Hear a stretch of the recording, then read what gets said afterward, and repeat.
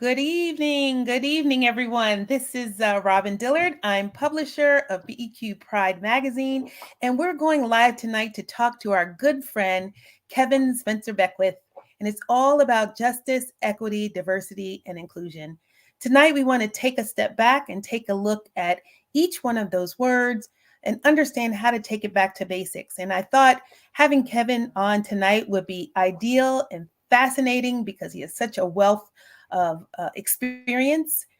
He's so committed. As a matter of fact, I'm going to read from my notes here. Kevin is a turnaround specialist, an anti racism strategist, and a servant leader and speaker.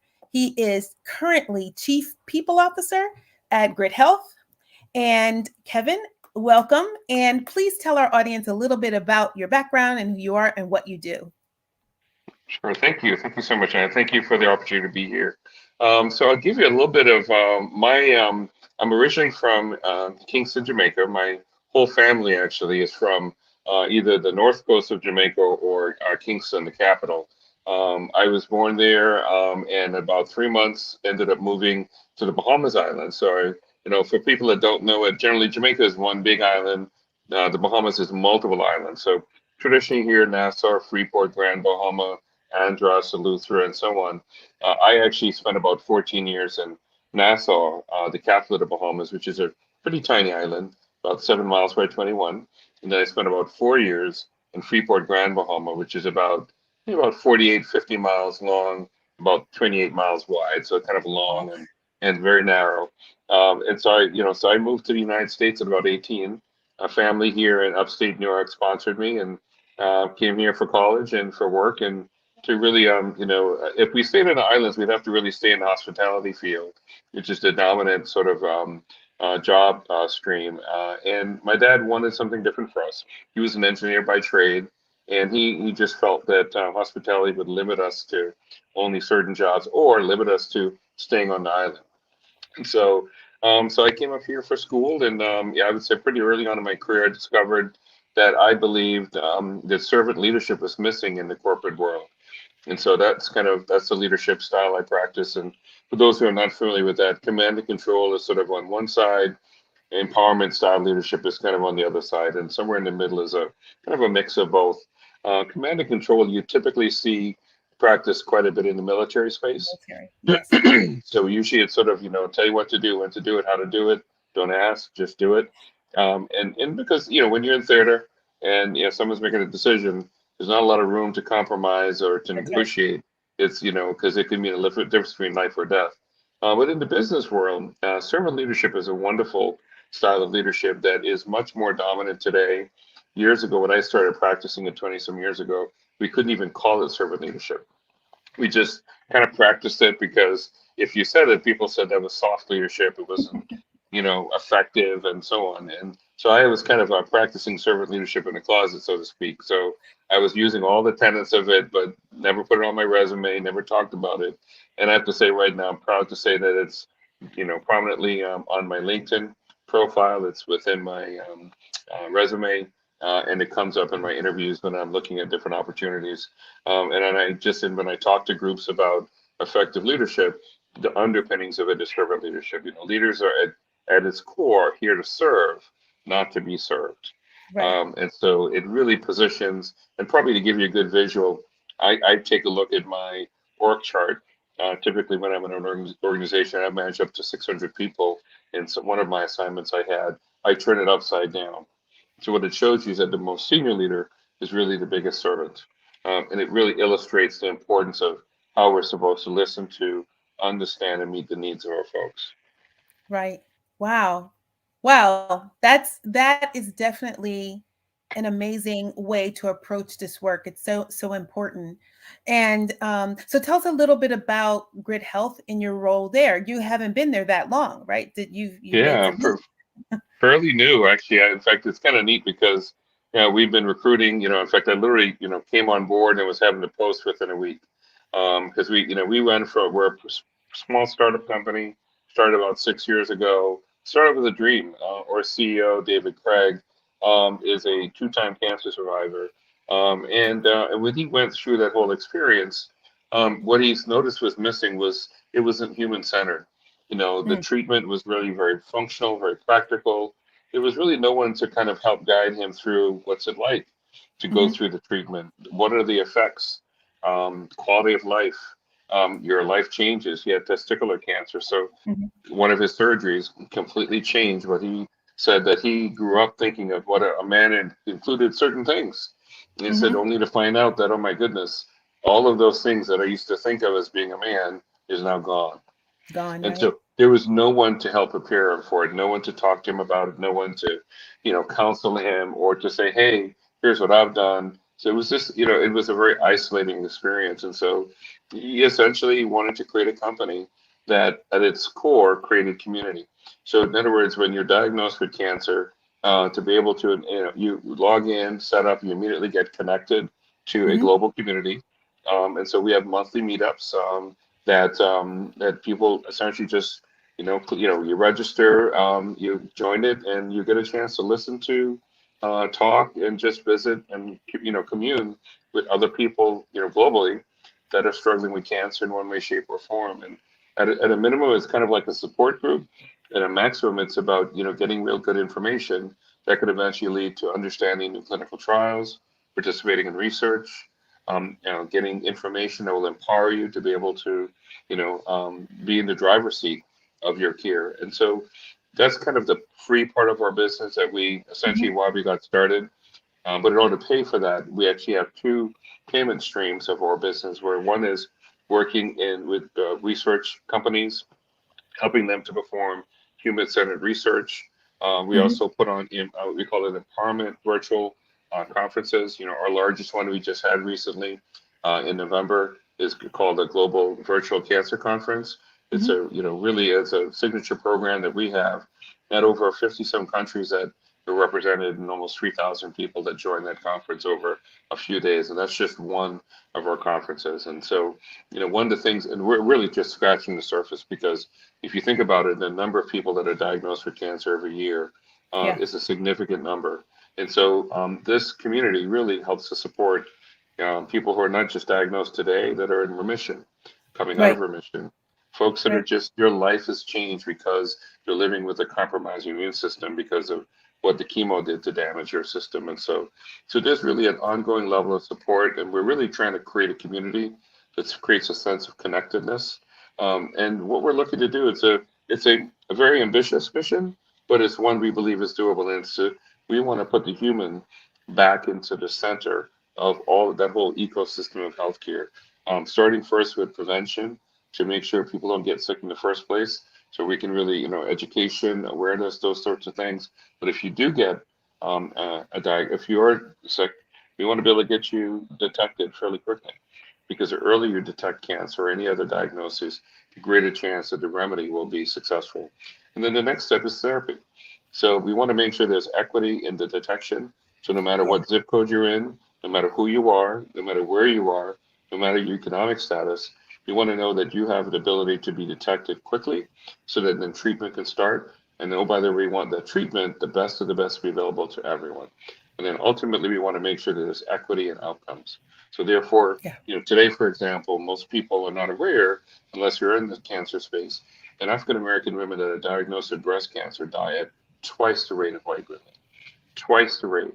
And part of what that outcome is because of inequities earlier in the stream, Mhm, downstream, as I just mentioned, detected later, not necessarily getting the best therapies, not necessarily being able to really have sometimes economics to be able to support what's needed to get to the right therapy. mhm. And so therefore the outcomes are very different.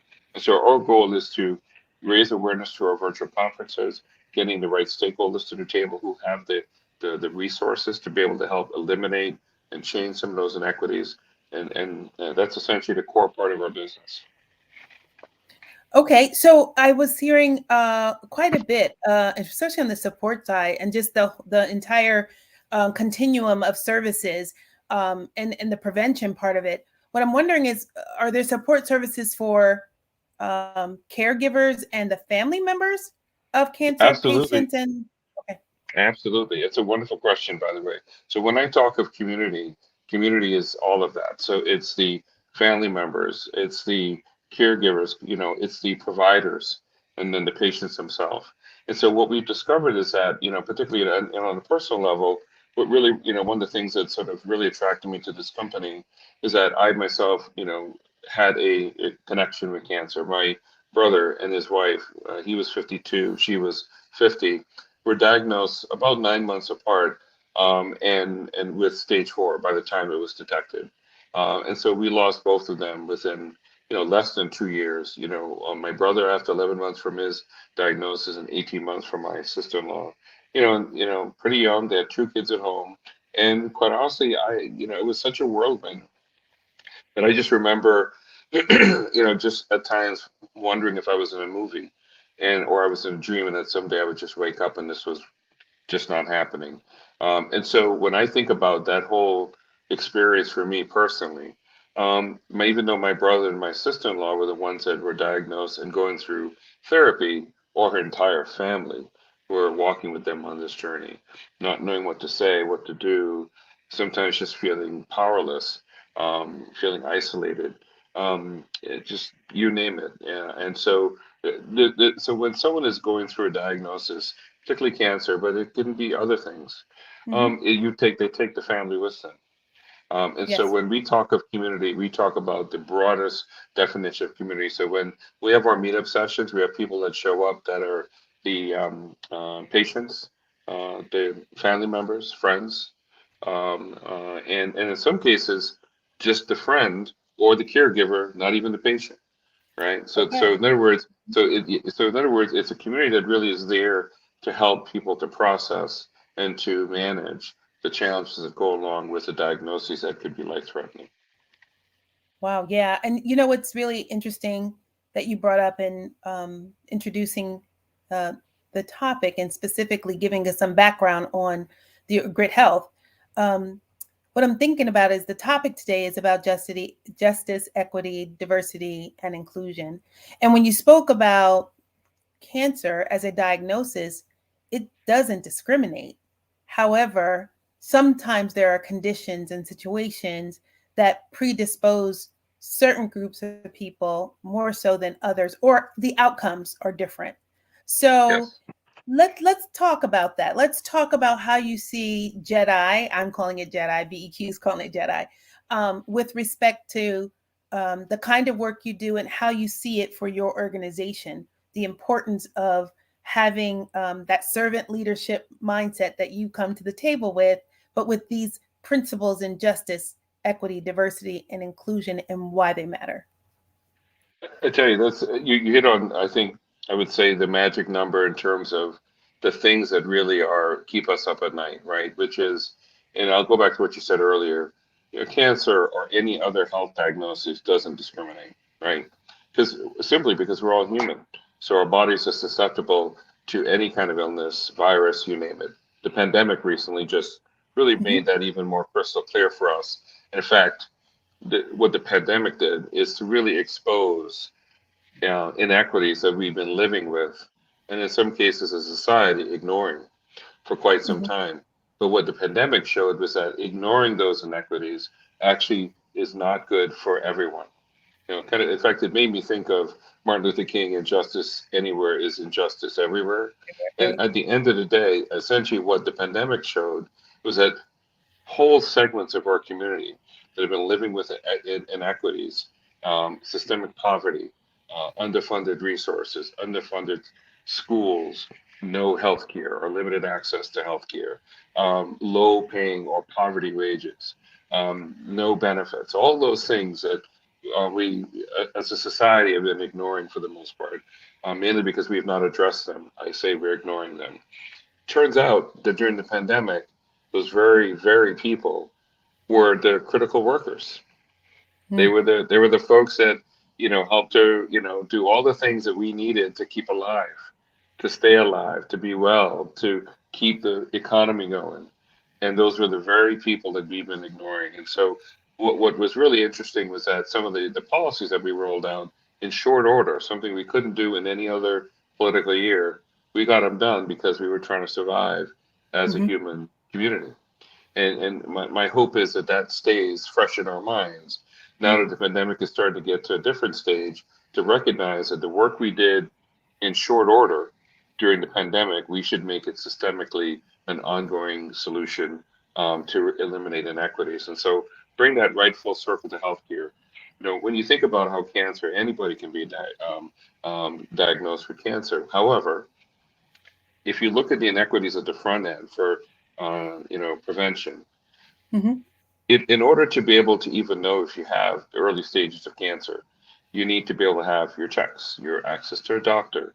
You need to be able to have the ability to pay for that doctor, or if you don't have health care or have a doctor in close proximity to where you live, you need to be able to have time off to be able to Mm-hmm. get to, all those things that we take for granted for people that are in, middle or upper middle class or middle class, don't realize that people on the lower end of the economic scale have jobs that have limited access to benefits or no benefits, limited time off, because they're stitching together multiple jobs to try to get to a livable wage. So they have less time to take care of themselves, less time to even notice that they're not feeling well.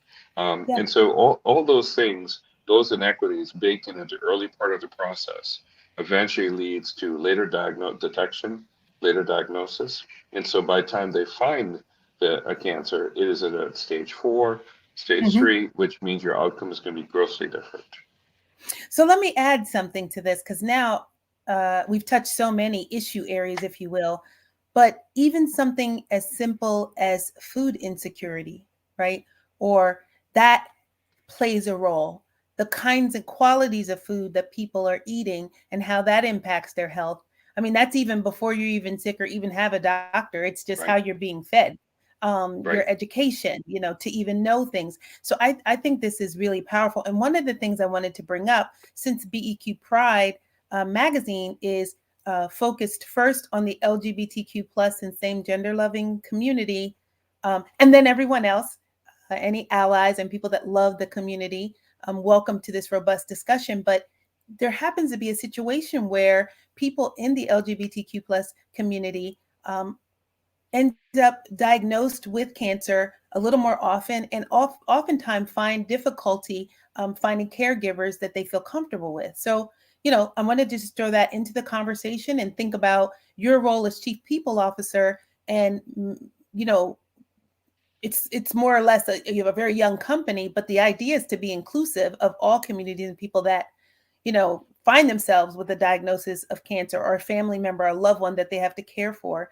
And then when these families and the community are differently abled or LGBTQ plus, and how are we bringing this together and how are we meeting the needs of the diverse community? So I tell you, that's a really good point, because one of the things that when we talk about equity, particularly in the areas of that whole value stream I talked about. And one of them that really, and we'll touch on a little bit later, is clinical trials, right? Mm-hmm. And making Oh sure yeah. those clinical trials are representative, Mm-hmm. and access to it, even knowledge of it, those sorts of things. So when we talk about equity, we really are talking, have to really maybe touch on what does diversity mean, right? And so diversity, in its early stages, was really focused on the demographics. Are you in the room? Are you in the company? Are you in this position? Are you in, and sometimes it was just, are you in the company? Right. Mm-hmm. And then as it evolved to realize that in some cases people were in the company, but only one room, one side, one area of the company. Right. Right. And so then, inclusion and equity started to show up to say, well, all right, if you're in the room, you want to make sure you can go to any room and you can be in any position, that you can, be in any role. And so some of that started to happen, and then the next question was then, well, wait a minute, we have demographics, we have a little bit of improvement of folks in the different positions, but we're not seeing any systemic change. And it's because you may be in the room sitting in a seat, but if you don't have the right level of inclusivity and welcoming and support to voice your opinion, to bring your unique perspective to the table, for it to be valued and validated, in fact, to be able to drive change, then what you have is DE and I that's out of balance. So you got, you know, think of it as a three-legged stool where they're all at different levels. And if you look at it, humanity is kind of, not really in any sort of level platform, because the company doesn't have a true welcoming culture that is based in equity. And Mhm. so, if you really want to build a company that has true diversity, equity, inclusion, you need to have in the structure, the scaffolding of that company, true equity in all of its forms. Martin Luther King talked about this back in the 60s, and when he really, after the I Have a Dream speech, after Voting Rights Bill, after the Civil Rights Bill, he started to realize that we may have passed a bill to really allow for access to the voting booth, to allow for the ability to go and sit in a restaurant, but what we didn't do was the issue of true equity. So, Mhm. really recognizing all human beings to be fully and completely equal, that there's no other, there's no thingification, there's no marginalization. And so, when you start to see those things show up, even if it's not you at the other end of that other or marginalization, and some people take comfort in that and go, hey, I don't have anything, I'm not doing that, so I don't need to do anything. Not Mhm. realizing someday it may visit your doorstep, right? That's So right. all it takes is something to happen in society. And all of a sudden, because we've been able to allow for this notion that any one particular part of the human race can thingify or otherize or marginalize another part of the human race, Mhm. it sets the wheels in motion that someday that could shift towards you. And so, therefore, it's so important when you think about healthcare that we have to really have it to be human centered at its core. It should be the epicenter of how we plan out, how we're rolling out communication for prevention, education, food. So, for example, you've taken, this is something that's a really hot button for me. Where I live here in Rochester, in Rochester, New York, upstate New York, our city is known for Eastern Kodak. It's Mhm. where the company got started. Are known for Finger Lakes. We've known for a lot of positives. But if you Google us today, we're also known as being the number one city for children living in poverty under 20. And the reason for that is because for years we've ignored something we did years ago that no one's ever made a decision to change the course of that. And it's happened in many cities, but in our city in particular, was redlining. What redlining did is it created essentially a level of segregation that once it got started, the wheels in motion were set and was never corrected. So, therefore, today, in 2022, our schools are more segregated today than they were in 1950. Think about that for a second. More segregated today than they were in the 50s. And the reason being is because what we did back then to segregate the suburbs, we used a number of instruments that, whether it be FHA loans, deed and covenant restrictions, exclusionary zoning laws, all those things. So if you notice, those names don't say white only. Those names don't say no blacks allowed or no color. They don't doesn't say any of those sort of buzzwords you would associate with segregation, because they're instruments that are a little bit more blunt and they're less discriminatory. So what they do is they may keep out the intended audience, but also creates collateral damage and causes other things, right? Mhm. And so therefore, today when we think of healthcare and food security, it's I struggle with the fact that we have great supermarkets in the Mhm. suburbs where I live and all of the different suburbs. But as soon as you go, in my case, 10 minutes northeast from where I live, um, there's no, those supermarkets are gone. They're all closed down. So therefore, the only things that people are getting food from the Family Dollar store or the Dollar Tree or Dollar, a lot of these franchises that used to have other things now are actually selling food. And it's not fresh food in terms of, fresh vegetables and fruits and so on. So therefore, not only we did not correct the problem we did years ago, now Mhm. we've compounded that by Yeah. pulling away resources. Exacerbated.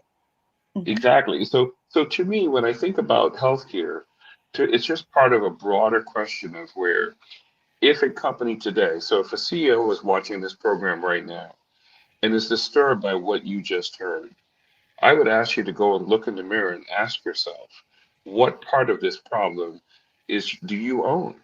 Where's your cup of this problem? So if, for example, if I own a string of grocery stores, I would say to myself, If I'm doing well with my grocery stores in the suburbs, why did I move out of the city?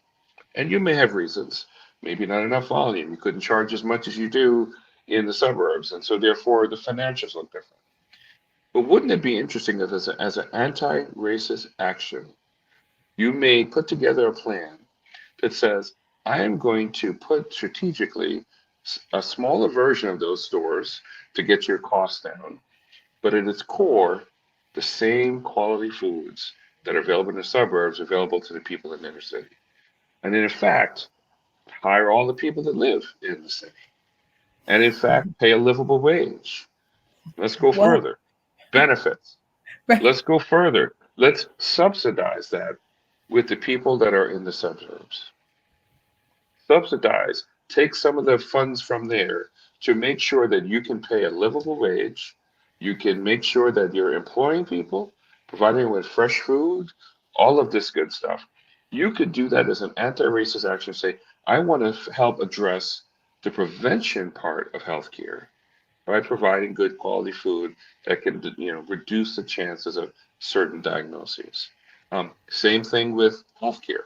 You have large, University of Rochester, Rochester Regional, for us here, and we have certainly large units, and we have a lot of primary care sites that are all over the area.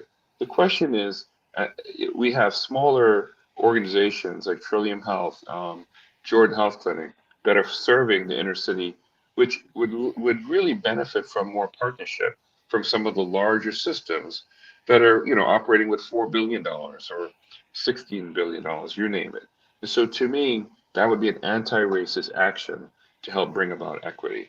Those are the type of things that I think we're at a more basic question now around DE&I. It's no longer programs.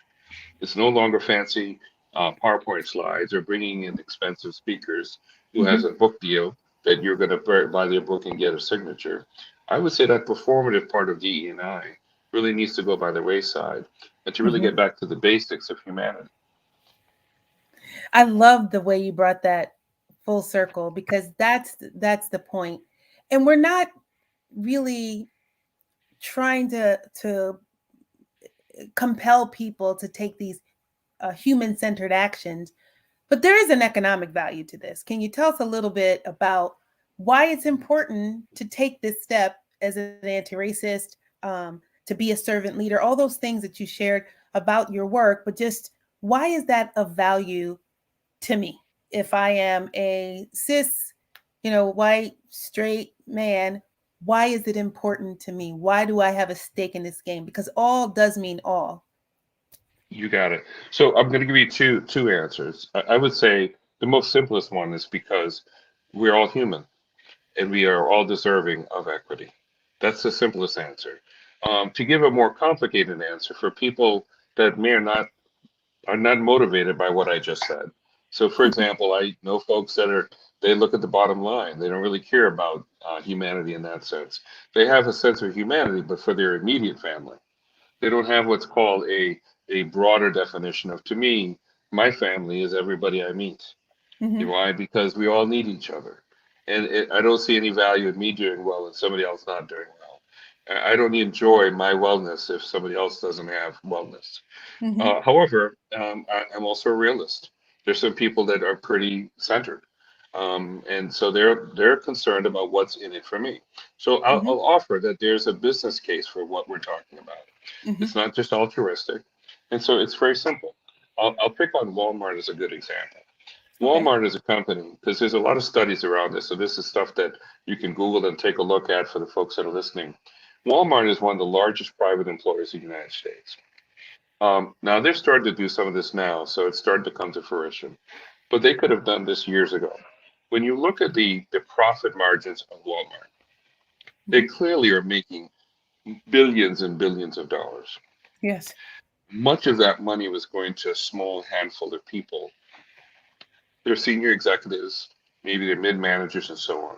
Hmm. But the vast majority of the employees, when they would get hired on, in addition to being hired on, they would also get a pamphlet on how to sign up for social services. Hmm. So, therefore, their business case, they were aware that they were paying poverty wages to the Hmm. extent that they knew that their employees that they were hiring to create the billions of dollars in profit would actually be entitled to social benefits.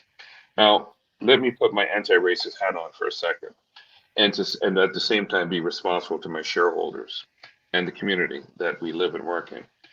If I were to pay all of my workers a livable wage, so which means you shift that income from being top heavy to really being bottom right, I call it, right? So instead of top heavy, bottom right. So you basically pay people the right amount of money to give them a livable wage. The goal is really simple. I want to pay you enough that you only need one job. If you want to go get a second job, that's cool, but not because I'm underpaying you.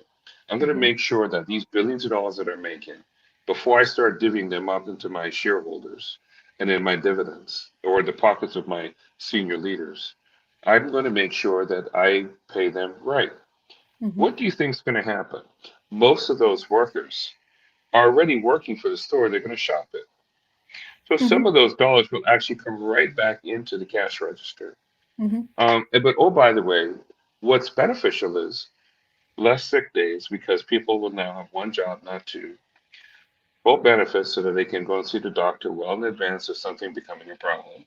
Mhm. Time off to be able to enjoy and spend time with their family. Time to be able to go home and spend time with their kids so that their kids could get a quality, not just education, but time with their parents to be able to help them Mhm. with their homework and so on. So that they're able to, do something maybe different than if their parents are not there because they're working 3 or 4 jobs. Better quality of life, less stress. And my goodness, wouldn't it be wonderful to know you have a company that has good prices, but you were able to take your profits and put them where they should be, which is with your core resource, your people. That is not just altruistic. It makes good business sense because then it's Mhm. easier to manage because you'd have a cashier that stays with you for 30 years. You'd have employees that you're not constantly hiring, you're not constantly messing with schedules. You're really not dealing with employee issues because of the stress associated with working multiple jobs. You have better customer satisfaction. Why? Because then they can focus on your customer and not on your light bill. Mhm. So there's so many benefits to this that I remember practicing this on a very small scale in one of my roles where when I took over this group, I discovered out of my 5 departments, one, they were being paid poverty wages. As soon as I Mm. found it out, I put together a plan to put them at a livable wage and to have it happen over a period of about 2 years. When I got to that end point where they were now being paid a livable wage, and how I paid for it was really simple, what I described earlier. I took the raises that would normally go to the folks that were making more money, and I made those less. And then I used that money, which would have more impact to the people on the lower end of the pay raise. So they still got a pay raise, but not as much as they would have got normally. And then I let them know transparently what I was doing because I said it's not acceptable to me that we have some of you that can go home at the end of the day and some that cannot. We can't claim to be a good work family and allow that to happen. Nobody objected. So here's what happened. All of those people in that department all quit their second job. 30% ended up going back to use the educational benefit that they've always had that they never could take advantage of No time. because they had no time. Satisfaction went up from, was it 70% to 89% Mm. in one year. We also had lower turnover. And guess what was interesting? My productivity and efficiency went up. It was the highest across the business because people were able to focus more and they felt more vested. They could recognize we saw value in them, so they then saw value in us. And so there was this huge. I remember, them sending a performance team down to my site. They planned to spend a whole week. They left in just a couple of days. I said, I'm not. There's no magic involved. What I'm doing is I listen to and I'm serving the needs of the employees. And one of those needs is pretty basic. We need to value all of our employees. And the best way to value is to make sure you pay them a livable wage and treat them with the respect and equity that they deserve. I mean, I could talk with you about this forever, and for a very long time. And I'm intending for us to continue this conversation we're going to record it and play it and provide it on LinkedIn and YouTube and on Facebook uh, subsequently. So I'm looking at our schedule shows we're going to be able to do that uh, next Tuesday, February 4th, and Okay. then again on February 6th, the second half of this conversation. But I'm so grateful to have you here today to talk about the basics of justice, equity, diversity, and inclusion. And we're all doing this so people feel they belong and they can fully show up and contribute. Because as it stands now, we've got so many people on the sidelines, not because they want to be there, it's because we haven't taken the time to put the humanity back into what we're doing in our enterprises, in our capitalism, and what we're doing. And it's just good to know there are people like you out there serving in the way that you are. So I'm really grateful to have had a chance to introduce you to our audience at BEQ Pride. And I'm looking forward to us following up on the oncology conversation with the LGBTQ plus community. We're going to have some other people to join in that conversation. And there's some other things happening that we'll keep our audience abreast of. So thank you for coming today, Kevin. And I'm going to say good night. Thank you. Really appreciate the opportunity.